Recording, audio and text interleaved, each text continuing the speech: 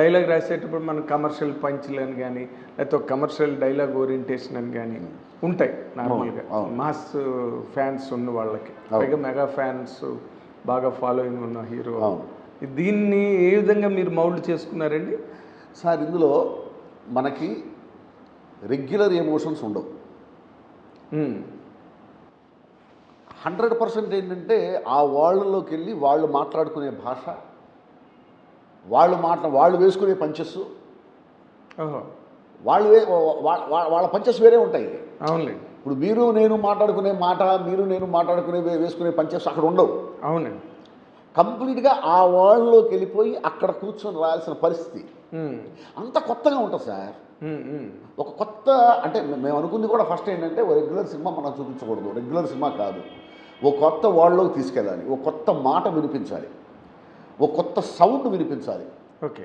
ఒక కొత్త సౌండ్ వినిపించి ఒక కొత్త ఎక్స్పీరియన్స్ని ఆడియన్స్కి మనం ఇద్దాము అనేటువంటి ఉద్దేశం మేము ఫస్ట్ అనుకుందే అది. నాకు ఫస్ట్ శక్తి వచ్చి కథ చెప్పినప్పుడు నాకు అనిపించింది ఏంటంటే ఇది ఒక కొత్త ప్రపంచం, ఒక కొత్త ప్రపంచంలోకి ఆడియన్స్ని తీసుకెళ్ళే అవకాశం వచ్చింది. రెగ్యులర్గా రాయాల్సిన అవసరం దీనికి లేదు. జనం ఎంజాయ్ చేస్తారు, జనం చప్పట్లు కొడతారు. ఓకే. మనకు కావాల్సింది అదే కదా, అదే ఎంజాయ్ చేస్తారు, చప్పట్లు కొడతారు, ఆ మాటను ఎంజాయ్ చేస్తారు. ఇప్పుడు మనం వెళ్ళిపోయి ఇప్పుడు సపోజ్ ఆ వార్ పైలట్స్ ఉండేటువంటి ఆ ప్రాంతంలో మనం వెళ్ళి కూర్చున్నాం అనుకోండి సార్, వాళ్ళు మాట్లాడుకునే మాటలు, వాళ్ళు వేసుకునే పంచెస్ అయ్యి మనకి కొత్తగా ఉంటాయి. అవును, అసలు మనకు అర్థం కాదు, మనకు కనెక్ట్ అవ్వవు అసలు. అవి మామూలుగా అయితే కనెక్ట్ అవ్వవు. అవునండి. వాళ్ళు మాట్లాడుకునేది కనెక్ట్ అయ్యేలాగా రాయటమే ఇక్కడ మనం చేయాల్సింది. Exactly sir. ఇప్పుడు రైల్వే వాళ్ళు ఉన్నారనుకోండి, వాళ్ళు వేసుకునే పంచులు వాళ్ళ వాతావరణంలో వాళ్ళకి అర్థమవుతాయి, మనకు అర్థం కావు. కానీ అవి మనకు అర్థమయ్యేలాగా మనం రాయటం ఇది ఛాలెంజ్. మనకు అర్థమయ్యి మనం ఎంజాయ్ చేసేలాగా రాయటం అనేది చూసారా, సినిమా వాడు చేసే పని అదే. సినిమా వాడు చేయాల్సిన పని అదే, చేసే పని అదే. అది ఈ సినిమాకి జరిగింది.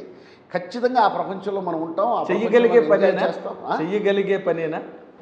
చెయ్యలేనిదంటూ ఏది ఉండదండి. అంటే అసలు మొట్టమొదటి మీకు శక్తి వచ్చి ఈ స్క్రిప్ట్ మనం చేస్తున్నామని చెప్పినప్పుడు what is your first feeling? First feeling ఒక కొత్త ప్రపంచంలోకి తీసుకెళ్ళిపోయాడు సార్ నన్ను. నేను నాకు చెప్పాను మీకు, ఓ కొత్త ప్రపంచంలోకి తీసుకెళ్ళి కూర్చోబెట్టాను. ఓ కొత్త సినిమాకి నేను పనిచేస్తున్నాను.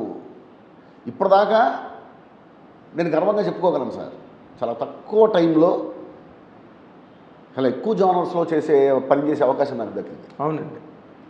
నేను అందుకే నా ఇండెక్స్లో చెప్పింది ఇందాక, ఒక త్రిబుల్ లాంటి కథ వేరు, ఒక మహానటి వేరు, బయోపిక్ మహానటి. నేను మైథాలజీ చేశాను, ఫోక్లర్ చేశాను, సరే సోషల్ మూవీస్ చాలా చేశాను, బయోపిక్స్ చేశాను. అవునండి.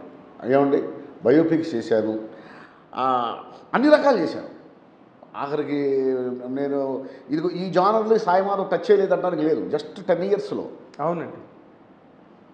నేను అనుకునేవాడిని, అబ్బా నేను అన్నీ చేసేసాను అబ్బా, నేను సోషల్ సినిమాలు చేశాను, జానపదాలు చేశాను, పౌరాణికాలు చేసేసాను, అన్నీ చేసేసాను. నేను దాని ఏమంటారు బయోపిక్స్ రాసేసాను, సోషల్ ఫాంటసీ రాసేసాను, అన్నీ చేశాను. నేను చెయ్యని జోనర్ అండి. మీకు ఫస్ట్ ఫీలింగ్ అదే ఉంటుంది కదా? ఫస్ట్ వినగానే అదే ఈ జోనర్ నేను చేయలేదే. సో ఇప్పటిదాకా నా అదృష్టం ఏంటంటే బాబా దయ వల్ల అందరికంటే ఎక్కువ జోనర్స్లో రాసే అవకాశం నాకు వచ్చింది. ఈ సినిమా కూడా నేను చేయని జోనర్, ఇది కూడా నాకు వచ్చింది. ఎగ్జాక్ట్లీ. ఫస్ట్ వినగానే అబ్బా ఒక కొత్త జోనర్ మళ్ళీ మనం రాసే అవకాశం వచ్చిందని ఫీలింగ్ నాకు నిజంగా thanks to Shakti, thanks to production house. అంటే మీరు నార్మల్గా నేను ఇన్ జనరల్గా అడుగుతున్నానండి, ఒక రచయితకి ఏ కథ వచ్చినా కూడా వాడు తయారు చేసుకున్న కథ అవ్వదు. అది ఒక డైరెక్టర్ కథ చేసుకుని వచ్చి మిమ్మల్ని డైలాగులకని మీ దగ్గరికి అప్రోచ్ అవుతారు.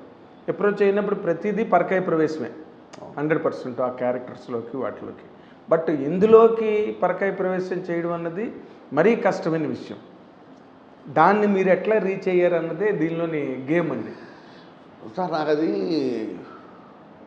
అంటే చెప్తే అదేదో కొంచెం అతిశయోక్తి అనుకుంటారు, కానీ అతిశయోక్తి ఉందండి, జరిగిందే కదా. ఇప్పుడు మీరు రాసింది, మీరు చేసింది.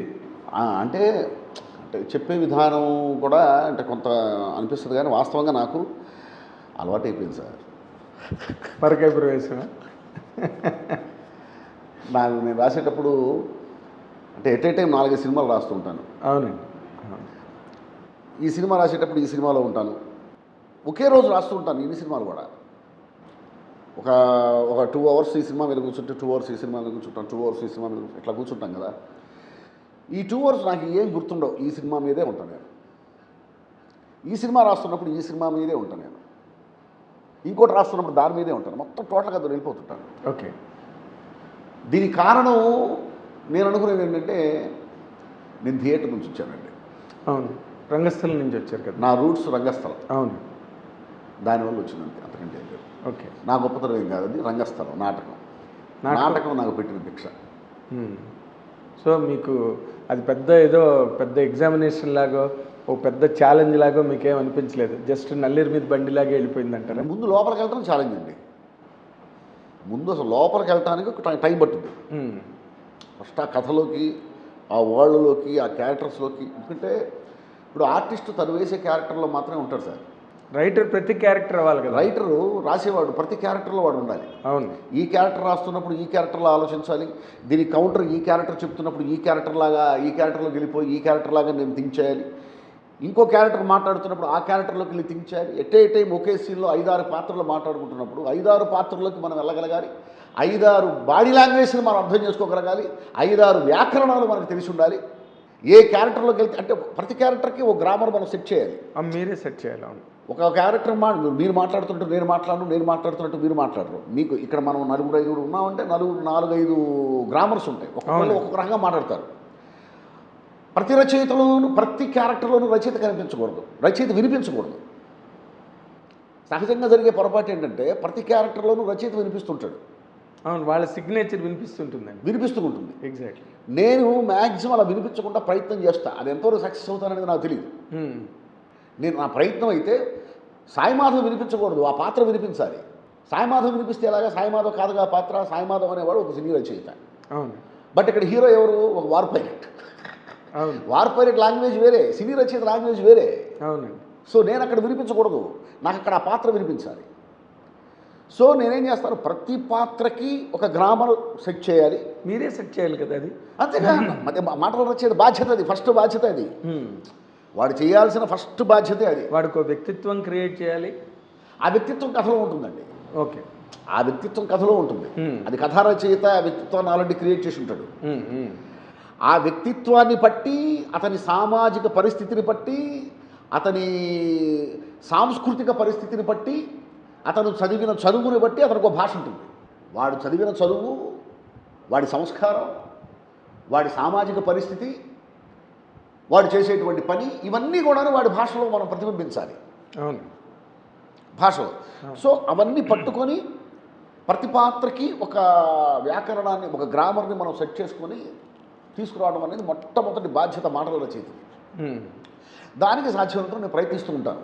అది ఒక్కొక్క సినిమాలో సక్సెస్ అవుతుంటుంది, ఒక్కొక్క సినిమాలో ఫెయిల్ అవుతూ ఉంటుంది. ఇది సహజం. అది అంటే ఫెయిల్ అవ్వడానికి కారణం ఏంటండి? మీరు డైరెక్టర్ దగ్గర నుంచి రకరకాల కారణాలు ఉంటాయి సార్. అది ఎవరిని మనం బ్లేమ్ చేయడానికి లేదు, అది అట్లా జరిగిపోతూ ఉంటుంది. ఒక్కొక్కప్పుడు అది నా తప్పే కావచ్చు, బట్ అది అక్కడ లొకేషన్లోకి వెళ్ళిన తర్వాత మార్పులు చేర్పులు జరుగుతూ ఉండొచ్చు. అది ఏదైనా కావచ్చు అండి, సహజం. అది అదేలేండి. సక్సెస్కి ఎన్ని కారణాలు ఉంటాయి, ఫెయిల్యూర్కి అనే కారణాలు ఉంటాయి. కొంచెం ఎక్కువే ఉంటాయి కూడా కారణాలు. అంతే అంతే అంతే. ఎవరైనా సార్ ప్రతి పనిలో సార్. అవును. ఇప్పుడు సపోజ్ మీరు చేసిన ప్రతి ఇంటర్వ్యూ అద్భుతంగా ఉండదుగా. ఉండవు. ఒక ఇంటర్వ్యూ అద్భుతంగా వస్తుంది, కంటెంట్ బట్టి. ఒక ఇంటర్వ్యూ తర్వాత మీరు చేసిన తర్వాత అబ్బా ఇంకా బాగా అడుగుండాల్సిందే, ఇంకా బాగా చెప్పుండాల్సిందే.